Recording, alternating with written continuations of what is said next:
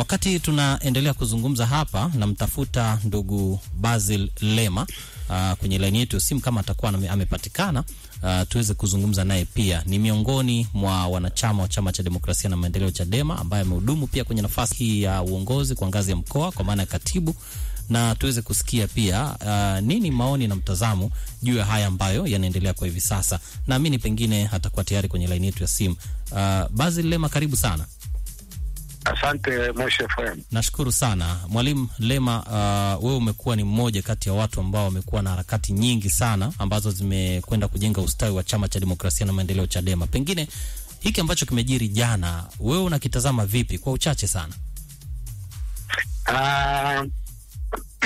Kwanza ni wasalimia wasikilizaji kwa heshima nyingi. Siku zote ninafanya kazi nao, wananisikiliza, wananipa review nzuri. Sasa sina mpango wote wa kustaafu kazi hiyo ya kuwaelimisha, ya kuwahamasisha na kuwaongoza kwenye namna ya kudai haki zao na kuhakikisha kwamba nchi yao inakuwa njema siku zote. Ndio. Yapo mambo najua unataka kujua kuhusu barua yangu ya kusimamishwa ukatibu wa mkoa. Na hili ni moja ya kitu ambacho ningeweza kukuuliza hapa na kuweza kujua kwamba hii koje, ina ukweli gani, lakini pia na utaratibu wake unaendaje. Amesema hapa Dickson Kibona kwamba kumeanza kutokea hofu ya matawi ya chama kuwaandikia barua wanachama hawa, na barua hizo kupokelewa katika ngazi za juu kabla ya taratibu nyingine kuweza kwenda. Wewe ni mmoja wa watu ambao wameandikiwa barua ya kusimamishwa uongozi au kusimamishwa kuwa katibu kwa ngazi ya mkoa hapa. Unaweza ukatuambia jambo katika hili? Nafurahi kwanza Dickson yuko hapo. Namsalimia, ni mdogo wangu, ni kamanda wangu, ni mpiganaji mwenzangu. Katiba katika chama cha siasa ni msahafu. Mpaka urekebishe, inatakiwa ifuatwe ilivyo. Ni mwongozo, it's a road map. Unasema piteni hapa. Sasa hiyo ndio inaitwa katiba. Ukienda nje ya hiyo barabara, unaharibu chombo. Chombo kinapopita kwenye makorongo kinaharibika. Kinatakiwa kipite kwenye barabara yake. Sasa sisi tumeanza kuishi chama ambacho hakiheshimu katiba wala misingi yake, hakiheshimu kanuni wala maadili. Chama kinaanza kuwa kinafanya kazi WhatsApp. Kwa mtu anaingia WhatsApp, haogopi anaandika nini, haogopi anamwandika nani, maana pale hamna katiba. Pale anaona Samsung tu, pale anaona iPhone yake, anaona Tecno. Yani hana macho yake yanaangalia nini anaandika, lakini anamwandika nani haihusu. Sasa hicho ni mojawapo ya kitu kinachoongoza chama kwa sasa hivi, ambao ni hatari sana. Sawa. Tumesikia jana kuhusiana na waliokuwa wajumbe wa sekretariat ya chama kule makao makuu, wameeleza nia na ya kuondoka, kuachana na Chadema, lakini wakati huo wewe huku zinasambaa barua sasa kwamba umesimamishwa, ukionekana kwamba labda pengine umeenda kinyume na taratibu za uendeshaji wa chama. Kwanza unatuthibitishia kwamba ni kweli umepokea barua hiyo?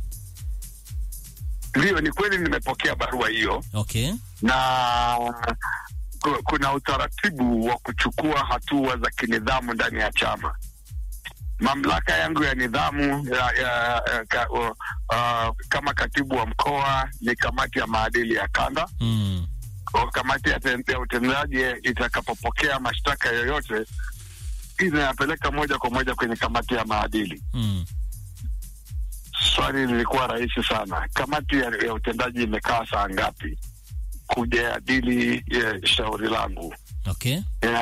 Kwa nini sijapigiwa hata simu? Yani licha ya kuandikiwa barua, kupewa mashtaka yangu, na baada ya kupewa mashtaka yangu ni yajibu kwa muda kwa mujibu wa katiba.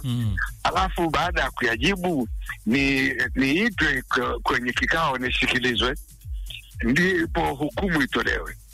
Sasa nimeshasimamishwa bila kupewa taarifa yoyote, yani sijui chochote kilichotokea. Alafu nimelamba barua, alafu mnaweka inakuwa public notice. Yani huwezi kufanya public notice mashtaka yanayomhusu kiongozi, kwa sababu mtakapo prove hajafanya kosa hilo atarudi nje ofisini. Mmekwisha mfikisha mahali ambapo amechafuka tayari. Anarudi nje ofisini, anafanyaje kazi? Na katika hili mwalimu, labda pengine wewe unaona nini huko mbele ya safari katika kipindi ambacho sasa haya yanatokea? Chadema iliyokuwa na nguvu na inayoendelea kuwa na nguvu itaendelea kuwa na nguvu katika kuweza kupigania kile ambacho wananchi wanakitarajia. Kuna silaha watu wengi hawajui. Kuna silaha ya Chadema ambao watu wengi hawajui. Hiyo silaha inaitwaga akili. Yani sisi bahati yetu kubwa sana, tuna chumba cha kuhifadhi silaha na zinatunzwa sana. Silaha hiyo ya hatari kubwa ya maangamizi inaitwa akili, na lazima akili zitatumika na zitairudishia Chadema hadhi yake ya awali, na itaongeza zaidi ya hapa tuliko. Ninafahamu hicho. Lakini lazima tupambane na tuondoe jinamizi la hatari lililoko la sasa la mitandao ya kijamii kuamua mambo ya chama. Vijana wanatukana mno. Vijana wanatukana jamani, vijana wanatukana. Okay, sawa. Wakati tunamalizia mwalimu, Dickson anatamani kusema na wewe kitu hapa, lakini mimi ningetamani kujua na msikilizaji kufahamu, kuna hatua zozote ambazo wewe kama Lema unakusudia kuzichukua kwa kile ambacho kimefanywa juu yako? Nimemkumbusha katibu wa kanda procedure ambayo ilitakiwa itumike kwenye kuaddress mashauri kama haya, ili kuondoa uwezekano wa kuzushia mtu tuhuma na kumtengenezea hukumu subsequently. Na hivyo ni hapo ndo mwisho. Sitaki kufanya shauri langu ili liwe chanzo cha kuunguza msitu. Ni lazima nihangaike kukinusuru chama. Nimeona madhara ya chuki ambayo sasa imekuwa kubwa ndani ya chama. Lazima nipambane kuwakumbusha tu ndugu zangu kwamba lazima turejeshe upendo wa awali. Sawa. Mwalimu, watu wanaweza kusema kwamba Lema, katibu wa Chadema mkoa wa Kilimanjaro, mpaka anaandikiwa barua ya kusimamishwa. Kwani amefanya kosa gani? Umeambiwa ni kosa gani hasa ambalo umelifanya? Tuhumiwa kwa kuandika, kwa kumpigia mtu simu ili aje kwenye kikao. Na hicho kikao nimekiitisha leo siku ya Alhamisi Moshi mjini, cha kuja kuwaandaa watu wahame Chadema. Kwa hiyo ndio tuhuma. Lakini ni watu wamezungumza kwenye simu, watu wawili.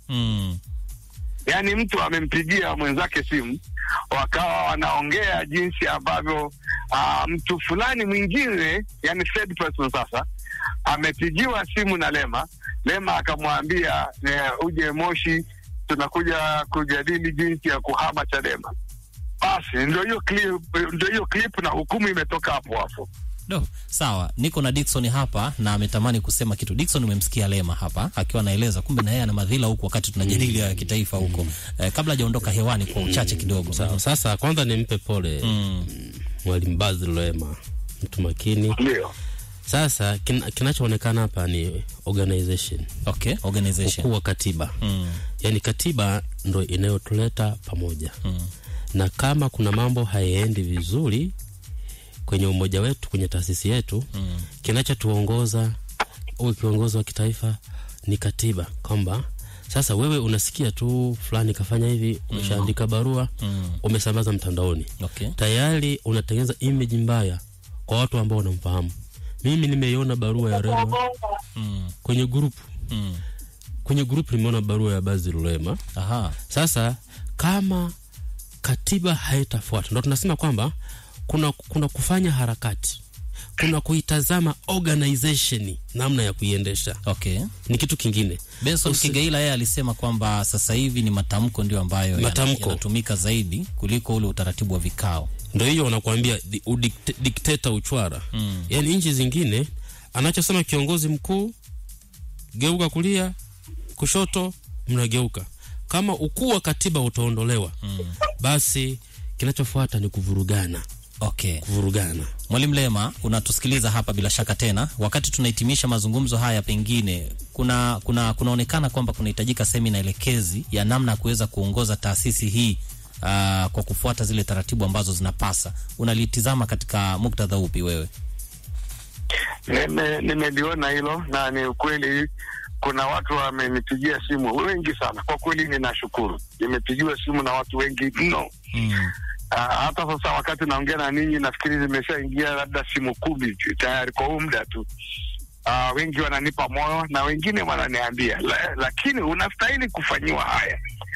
Kwamba siku zote unafundisha taasisi mbalimbali jinsi ya kufanya organization. Na zamani ndani ya Chadema wewe ulikuwa unafundisha. Sasa umeacha kufundisha organizational matters. Haya yamekutokea. Kwa hiyo umepigwa, yani wananiambia nimepigwa ili nirudi kwenye sense. Yani nimekata Waswahili wanasema nimekatwa wenge. Sawa, mwalimu, nikushukuru na pole sana, lakini tukiendelea kuzungumza kwa karibu siku zinazofuata humo.